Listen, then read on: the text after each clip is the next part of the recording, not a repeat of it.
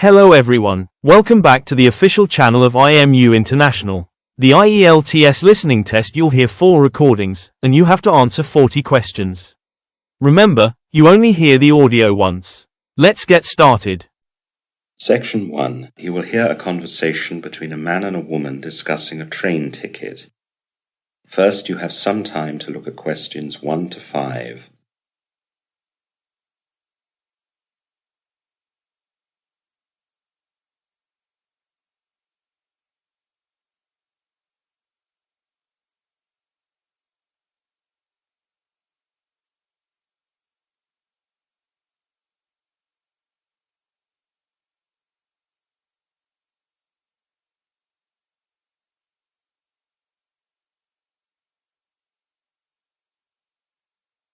You will see that there is an example. This time only the conversation relating to this will be played first. Good morning. Welcome to Southern Trains. What can I do for you today? Good morning. Can I get train tickets here? Yes, you can. Good. I'd like to buy a season ticket, please. So season is the correct answer. Now the full test will begin. You should answer the questions as you listen, as the recording is not played twice. Listen carefully to the conversation and answer questions 1 to 5. Good morning. Welcome to Southern Trains. What can I do for you today? Good morning. Can I get train tickets here? Yes, you can. Good. I'd like to buy a season ticket, please. That's no problem. First of all, I'd like to take some personal information. Okay. So what is your full name? I'm Sandra Williams. That's Sandra, and then Williams. Thank you. And can I have your full address, including the postal code? It's 43 Andover Way. The town is Stanton, and the postal code is ST63ED. Thank you. Now I need your date of birth. It's the 8th of October, 1994. Have you had a season ticket with us before? No, this is the first time. That's fine. Now, your season ticket can be registered online. To set up an account, we send you an email with details of what to do.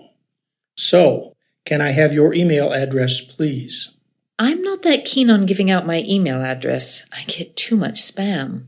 I can understand that. I can assure you that we don't send you any other emails at all, and the address is kept confidential. We are bound to that by law. I suppose that's okay. My address is sandra@primrose.com. Primrose is spelled Primrose. And finally, I need a contact number for you. Is it okay if I just give you my cell number? Yes, that's fine. It's 05482 495 712. Thank you. That is all the personal information done then. Before the conversation continues, you have some time to look at questions 6 to 10.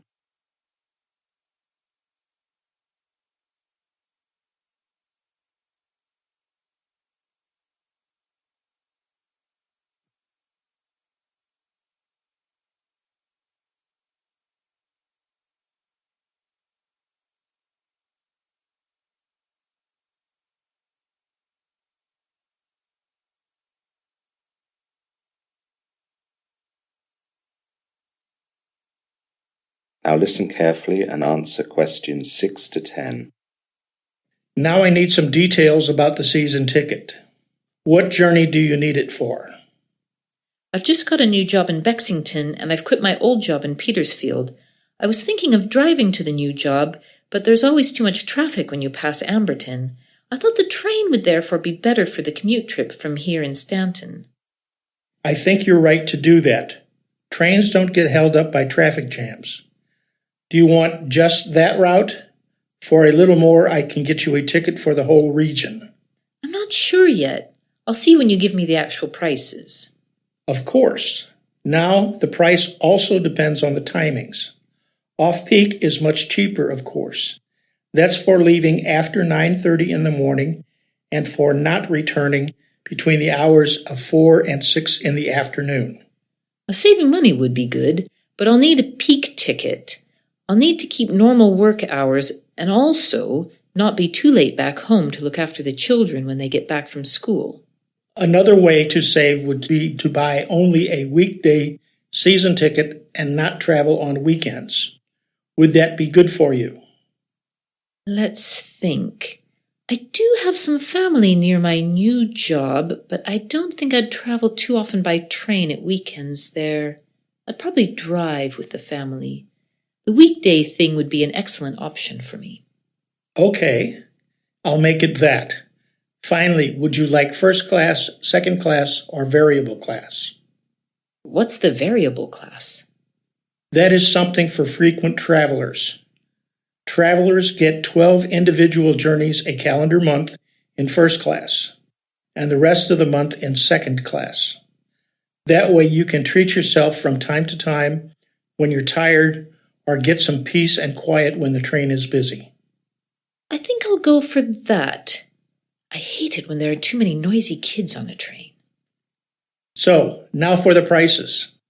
For a 1-month ticket for your route, it is $198. If you go for the whole region, it will be $215. If you want a ticket for more than 1 month, it's the same price per month until you go for a ticket for 6 months or longer. Then there is a 20% discount, which would make it $158.40 per month for your route, or $172 for the whole region. I think I'll go for my route rather than the whole region, but I'll take a 6-month ticket and get the discount.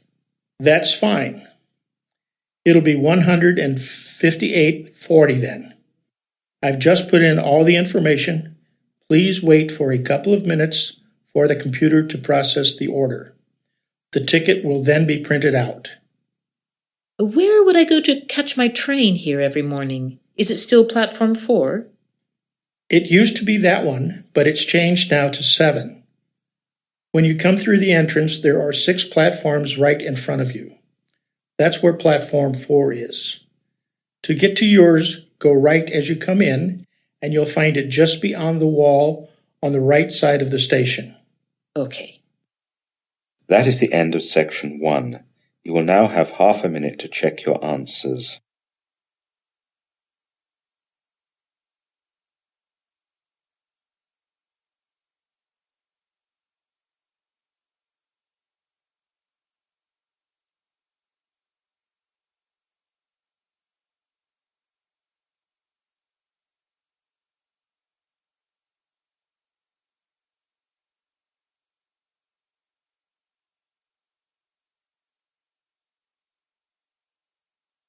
Now turn to section 2. Section 2, you will hear a woman giving some people information about some hotel services. First, you have some time to look at questions 11 to 15.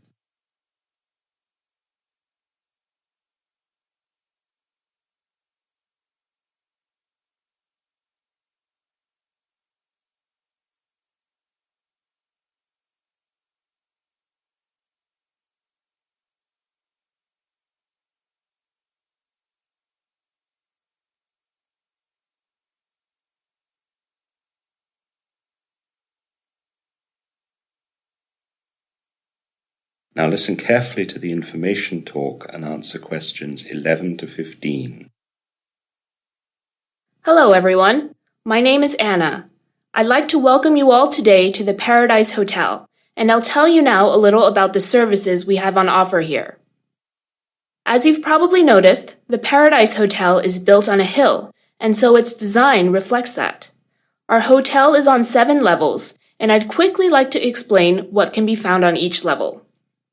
The main entrance to the hotel and the reception is on level 3. You can find the concierge's desk there, and also our coffee bar with its great view over the hotel's swimming pools, beach, and sea. All our accommodation is on levels 4, 5, and 6. If your room is on level 4, then its number will start with a 4, for example 407, and if your room is on level 5, then its number will start with a 5, for example 523. The same goes for level 6.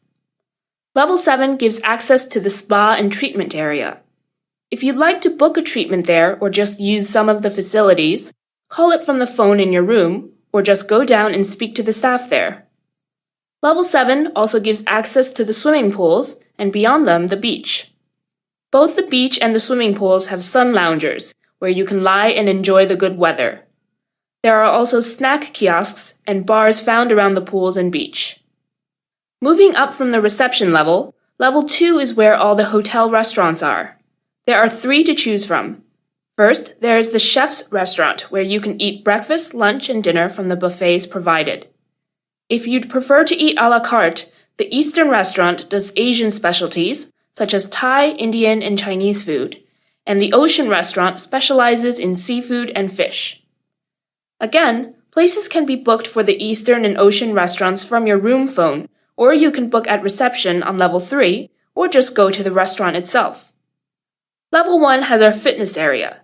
This includes a fully equipped gym with weights and aerobic machinery in classrooms, where you can go for scheduled fitness classes, such as aerobics, Pilates, yoga, or spinning.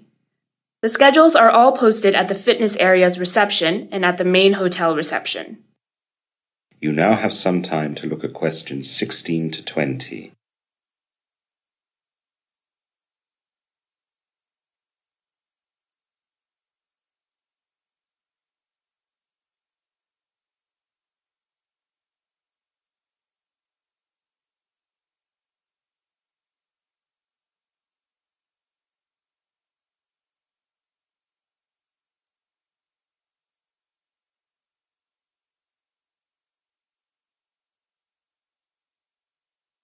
Now listen to the rest of the information talk and answer questions 16 to 20. Now I'd like to let you know about some of the things that are going on this week at the hotel. Today's Monday, and tonight we have an entertainment evening by the pool. The weather forecast is good, and you should enjoy our selection of dancers, singers, magician, and other acts. This will start at 7 and go on until 10. Tomorrow we have a pub-style quiz, which will be held in the rooftop bar. You can access this if you go up to the gym and follow the stairs opposite where the lift opens. The quiz will start at 8 in the evening and go on for around 2 hours. Please note that under 18s will not be allowed in the bar. On Wednesday, we have a karaoke night. This will start at 7 and go on until 9. This will take place next to the pool, and you are invited to be brave, grab the microphone, and show everyone what you can do. To start the evening, the hotel manager has bravely volunteered to sing first with his favorite song. He hasn't told us what his song is yet. We have left Thursday evening free. Some people just like to be left alone to relax, and there's a traveling circus visiting the town, and this is only 1 kilometer away. Let us know if you'd like us to book you a taxi to and back from the circus if you'd like to go. Friday evening is our jazz night. We have a local jazz band who plays with us every week, and they are a firm favorite with all our guests. This takes place in the coffee bar lounge, and in order to see them, you need to book a table. We only have 40 tables available with 5 places at each, so make sure you book ahead so that you won't be disappointed. Booking a table costs $30, and bookings should be done at the reception, not the coffee bar. Saturday and Sunday are also left free, though there will be some live music playing both evenings by the pool, from 7 until 9:30. Now, I have posted the schedule of events on the entertainment's notice board, and it's also available on our hotel website. If you'd like to ask me any questions about anything, please do so at any time. I'm usually in my office, which is next to reception. If I'm not there, ask reception, and they'll page me. That is the end of section 2. You will now have half a minute to check your answers.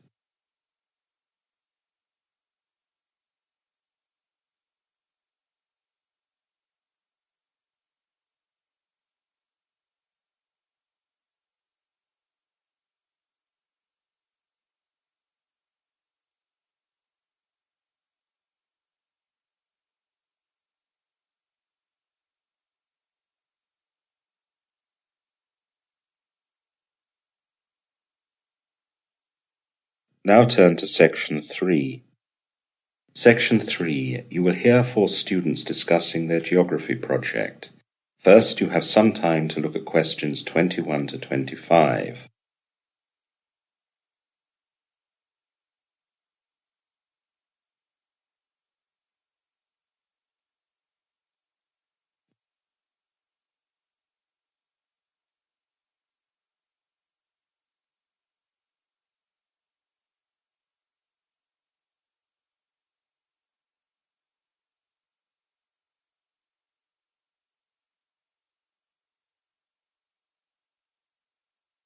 Now listen carefully and answer questions 21 to 25.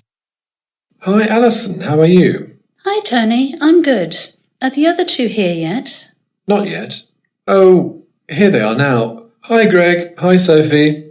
Hi Tony, hi Alison. Hi guys. Are we late? Not at all. Well, let's get down to it right away. As you know, we're talking about our geography project today, and our task is to survey an area to see whether it would be suitable for a new supermarket. Alison, you told me yesterday that you had an idea of how to start. Yes, well the first thing is that we'll have to choose the actual site that we wish to survey. Once that's done, we'll need to do certain preparation work. So, does anyone have any idea of a suitable site to survey? Sophie, you're good at this. Thanks, Greg. I've got some ideas. There is a farmer's field on Castle Road, just after the road leaves town and goes over the bridge. That could be a good place. Another possible site I found was in the town centre, at the old cigarette factory. Finally, there's a possible site at the airport. Here are some notes I made for everyone. How's that, Greg? Excellent. I like the one at the cigarette factory. That'll be great for people to go to without having to travel too far. I also think that the town council would provide grants to help develop that site, as it's been abandoned for a long time. That's true, Greg, but if you look at Sophie's notes, it says that the size of the site is limited. Not that many people will go on foot, and while there'll be enough room for the actual supermarket building, there'll be no room for a car park. That's a good point, Alison. The potential cost of the site will be a lot higher too, as it's in the town centre. It's just a project though. We won't actually need to buy a site. No, but doing costs in the project will all be part of how we're assessed. We will need to look at all start-up costs as well as income forecasts for the first 10 years of operation. Okay, I see that it's important. I like the idea of the site by the river. It shouldn't be too expensive, and the site near the edge of the town would be good for people to get to. There's the town ring road that goes nearby the site as well. Yes. However, the problem I see with that site is that it's too close to the river. We've had years with lots of rain recently, and the river's been known to burst its banks. There would maybe have to be a great deal of protection building to be done. I suppose that would be something our survey would address. In fact, that might be something extra for us to explore that we wouldn't normally have the opportunity to study. It could work in our favour. And now the airport site? It seems there's nothing particularly challenging about that site. The land wouldn't be too expensive, and there's plenty of road access because of the people going to the airport. Actually, I heard airport sites can be quite expensive. Yes, and although there is plenty of road access, the airport is not actually that close to the town. It's not that convenient. You now have some time to look at questions 26 to 30.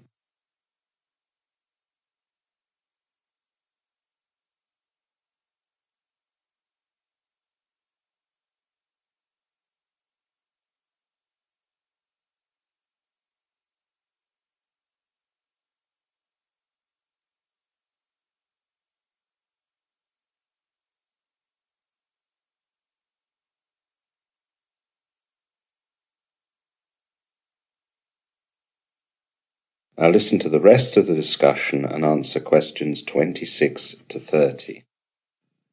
So I think we all agree on the Castle Road site next to the river. So, Sophie, what's next? We really need to decide who does what. There are a number of jobs to be done before we actually get to go to the field and survey it. If we can get everything done quickly, we can do the survey at the weekend. So, what's the first thing? We need to get authorization from the farmer to be on his land. If we can't do that, there's no point in starting to gather any information. I can do that. I'll nip down to the town surveyor's office and find the name and address of the owner. I'll go straight away and talk to him or her. Thanks, Alison. Now, one of the important early things is to find out whether there are any other development plans scheduled for that specific area, or in any other area that would affect what we're planning. I can try and do that, but I'm not sure what the procedure is. It's easy, Greg.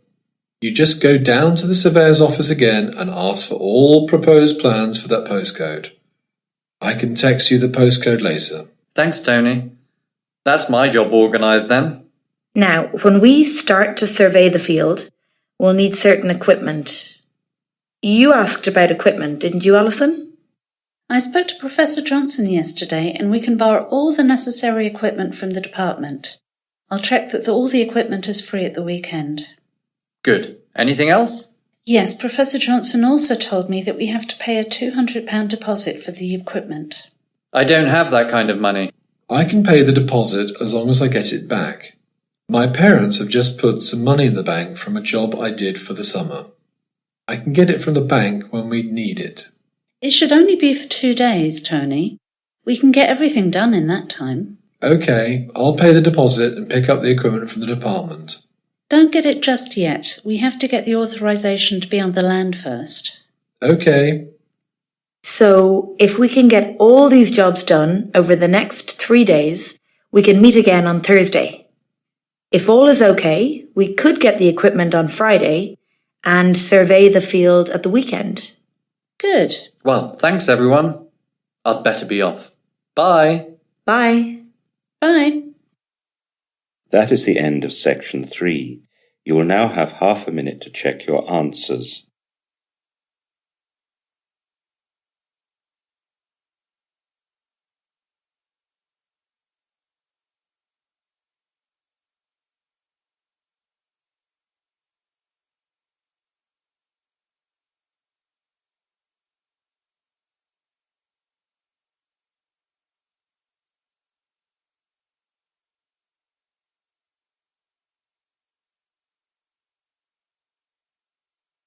Now turn to section 4. Section 4. You will hear part of a lecture on tea. First, you have some time to look at questions 31 to 40.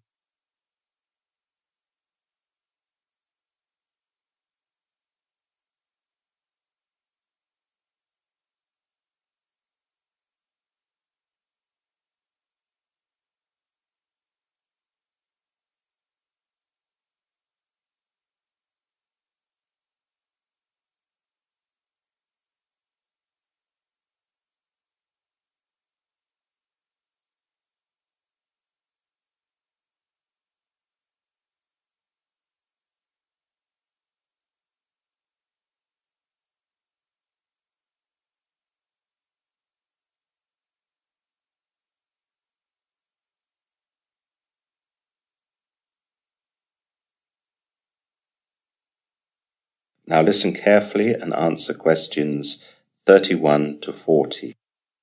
Today's lecture is about a product that has become a social custom in many countries. Tea. Tea is first recorded as being drunk in China, with the first records of it dating from around 200 years BC. In fact, tea drinking certainly became established in China many centuries before it had even been heard of in the West. In the latter half of the 16th century, there are the first mentions of tea as a drink among Europeans. These are mostly from Portuguese, who were living in the East as traders and missionaries. Although some of these individuals may have brought back samples of tea to their native country, it was not the Portuguese who were the first to ship back tea as a commercial import. This was done by the Dutch, who in the last years of the 16th century began to encroach on Portuguese trading routes in the East. In the 17th century, the British took to tea with an enthusiasm that continues to the present day. It became a popular drink in coffee houses, which were as much locations for the transaction of business as they were for relaxation or pleasure.